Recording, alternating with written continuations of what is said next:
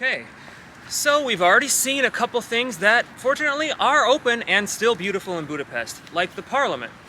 Today we're going to look at Castle Hill. Some of it appears to be under construction, unfortunately, but a lot of it also appears to be still open. It seems like a mix and match. It's one of my favorite places in Budapest, and we're going to start with what I think is the southern side of the castle, because it's the oldest part of the castle. It's the only medieval part that really remains. Most of the rest of the castle was destroyed over the years through different wars with either, I believe, Austrians and of course then the World Wars. So this is going to be the oldest part and one of my favorite parts. But first, I want to show you one of the coolest things about Budapest history, an old cemetery from Turkish times. So this is one of the most interesting and overlooked parts of Budapest, where the history is really alive. At one point, Budapest and this part of Hungary was taken over by the Ottoman Turks. It was Muslim. Most of that was destroyed when it was basically reconquered by the Austrians and Habsburgs and the Christian kingdom. But there are a few things that remain. This is very overlooked. Almost no tourists come here. But these are actual tombstones from Turkish times. So here we are at my favorite part of the castle. This is the medieval part of the castle from the 13th and 14th centuries, and surprise, all under construction. I've been to Budapest before, and you can usually walk up those steps and go inside that gate. You can climb up to the top during the day, but even at night you could go inside the gate and walk around inside that little courtyard. And hardly any tourists come to this side because everyone stays at the front. So it's a really cool place if you happen to get here when it's not construction year. We found something open, one of the old medieval passageways.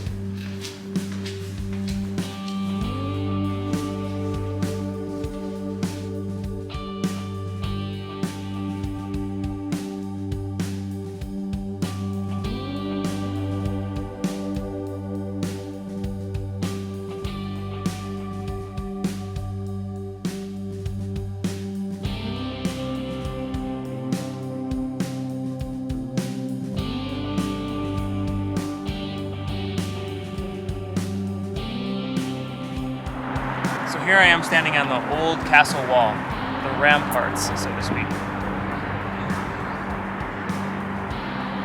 You would get a view of the entire Danube and Pest on the other side.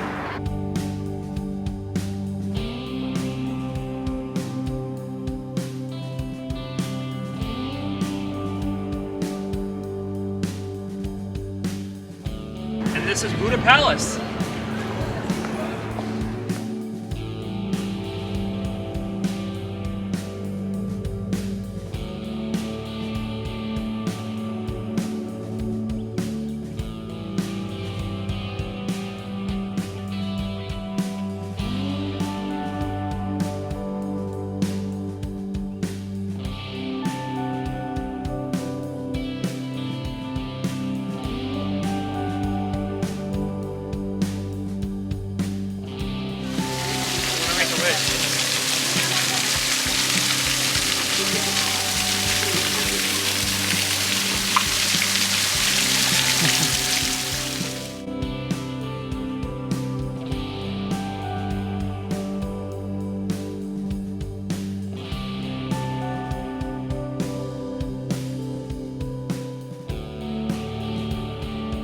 Okay, you come to us for the inside or down low.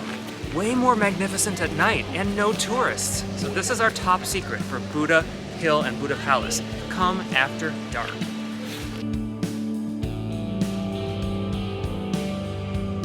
So this castle area at Buda Palace also has some sights to see inside. You can go inside St. Matthias Church, which we're going to show you in a little bit. You can also go inside the Budapest History Museum, which is actually one of my favorite museums in Budapest, because inside that museum you get to go in the medieval royal chapel that was attached to the palace. And also there's the National Hungarian Gallery, which is a beautiful art gallery. Pretty much all the artworks are Hungarian themes and Hungarian artists, but even if you know nothing about it, they're really magnificent. It's scheduled to be moved to City Park in a different location, but I don't know the logistics of that, so make sure you check that out before deciding to go to the National Gallery. Okay, so So we've already been here about an hour kind of whizzing through everything. We haven't even gone inside to any of the exhibits, but there's so much to see up here on Castle Hill. Now we're gonna head down towards St. Matthias Church, Fisherman's Bastion, and look at some of the old town and burgher houses.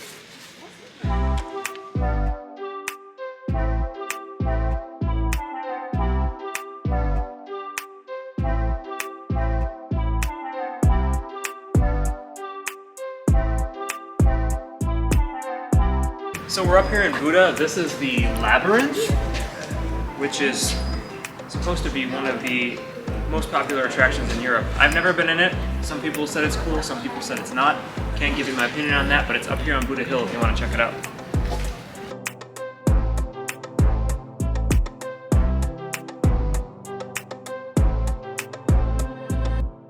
So remember, up until about the 1800s, and definitely in the medieval times, towns were not these spread out megalopolises. Everything was enclosed for protection. So Buda and Pest were separate cities, and they were just Buda and Pest. Everything that happened in the city pretty much happened inside the city walls. Right now we're in the city walls of Buda. We're gonna take a look at some of the old buildings that were included in that environment.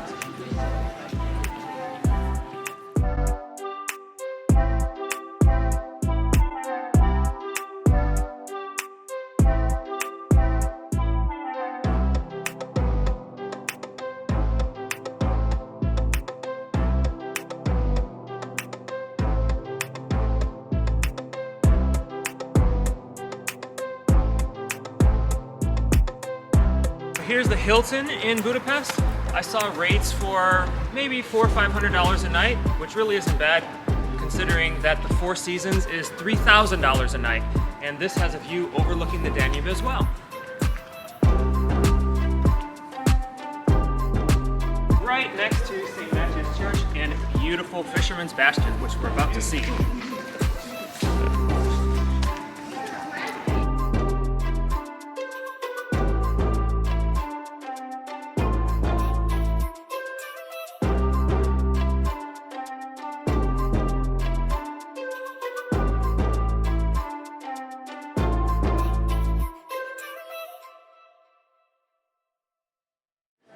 So this is one of the most beautiful spots in Europe. Fisherman's Bastion.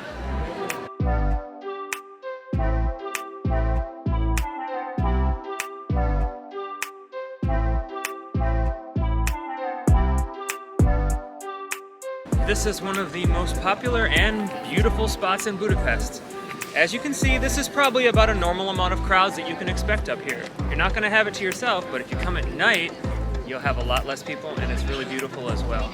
But even during the day, with all the tourists, you can still enjoy the beauty of St. Matthias Church and the Fisherman's Bastion, which was created a little over 100 some years ago, but it was originally the part of the old wall that the fishermen's would have been in charge of protecting. They did a really nice job recreating it with these little tents that represent the tribes of Hungarians known as Magyars. A beautiful spot, doesn't cost anything to come up here. Just the energy it takes to walk up if you don't take the bus.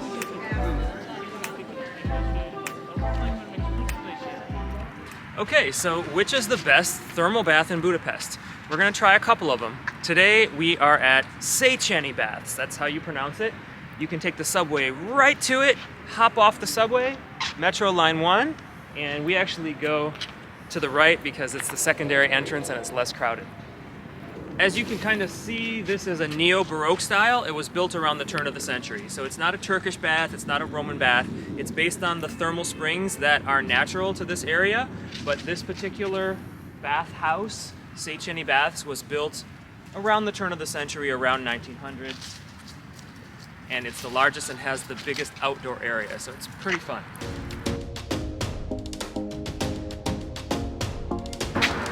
They also have spa parties at night, which is basically packed full of piss and beer. And they've brought them back in COVID times.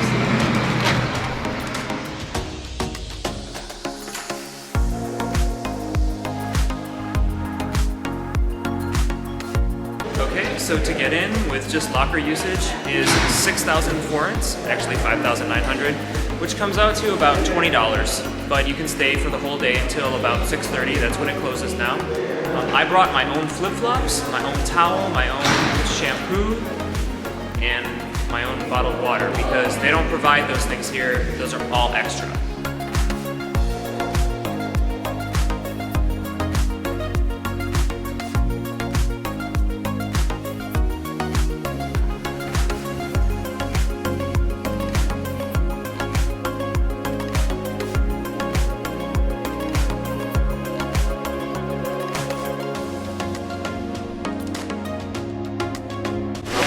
We made it inside, changed in the locker room, got in my bathing suit, and here I am in the outdoor pool. It's warm, not hot. There's hotter ones inside, so I'm gonna get warm because it is November. We're here on a Tuesday in the middle of November, pretty much off season, and it is full of people from Italy, Spain. You're hearing every language you can imagine. Great spot to visit, not a place you're gonna have to yourself.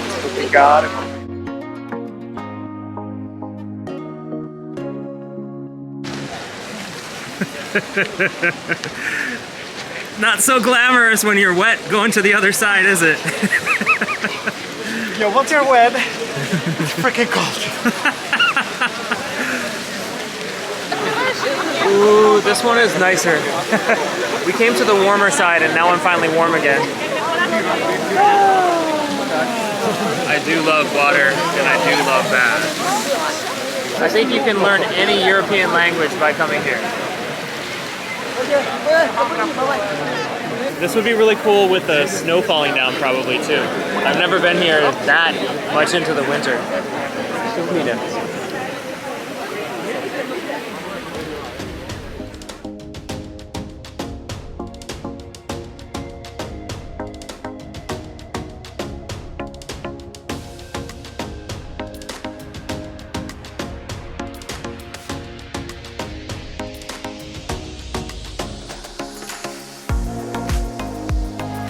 The one we're in today that we just entered is called Gellert, and it is known for its architectural beauty. It's turn of the century.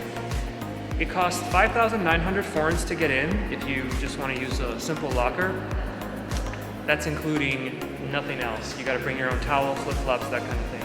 Comes out to about $19, but it is worth it to see if you're here in Budapest.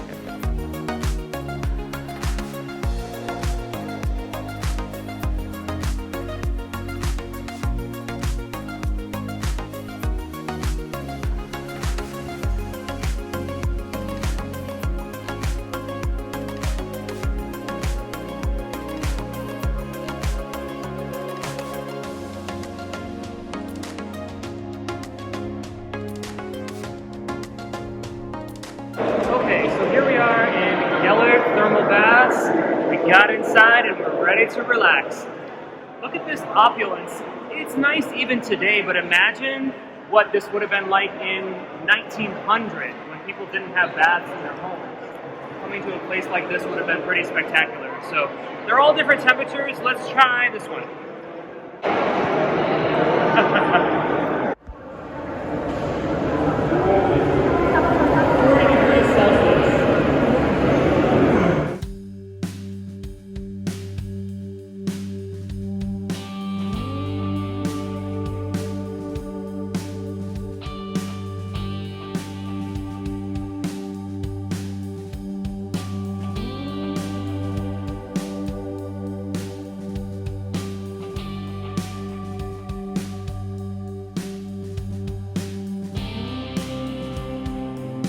Okay, so maybe one too many straight couples making out in your face, but it's a lovely place. So, brings us to the question, what's the best thermal bath in Budapest? Well, my conclusion actually is it just totally depends on what you want and what you're going for. If you want the best outdoor bath, I suggest Szechenyi. If you want the best indoor opulence, then this is the place, Gellert. So it really just depends on what you want. But I also heard from a few little birds that another place called Lukas is Turkish and has hardly any tourists. Buda does still happen to have men's only days, so it's a little less crowded, and it has that weird apron thing that you wear, which is funny and fun. But for lower tourists, I'd have to come back again next time and check out one of the more locally frequented places like Lukács or maybe Palatinus.